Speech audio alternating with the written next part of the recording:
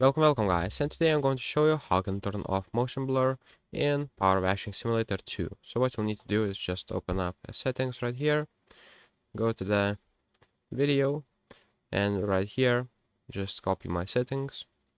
Make sure to turn off the VSync because sometimes it gives that blurry look, anti-aliasing off, and just for sound quality you can leave it as it is.